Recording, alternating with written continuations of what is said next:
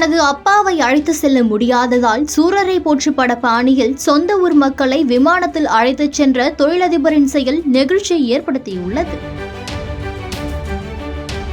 திருப்பூரில் உள்ளாடை உற்பத்தியில் தனக்கென ஒரு அடையாளத்தை உருவாக்கி விற்பனையில் சாதனை படைத்து வருபவர்தான் தொழிலதிபர் பாலன். இவர் தனது சொந்த ஊரான சுல்தான்பேட்டையில் வசிக்கும் 50 முதியவர்களை கோவையில் இருந்து சென்னை விமானத்தில் அழைத்து சென்றுள்ளார். தனது தந்தையை விமானத்தில் அழைத்துச் செல்ல வேண்டும் என்ற ஆசை நிறைவேறாமல் போனதால் தனது ஊரில் உள்ள முதியவர்களை விமானத்தில் அழைத்துச் செல்ல முடிவு செய்ததாக நெகிழ்ச்சியுடன் தெரிவித்துள்ளார் பாலா. அது மட்டுமின்றி விமானத்தில் செல்பவர்கள் அனைவரும் முதியவர்கள் என்பதால் அவர்களை கவனித்துக் கொள்வதற்காக மருத்துவ குழுவினரையும் கையோடு அழைத்துச் சென்றுள்ளார்.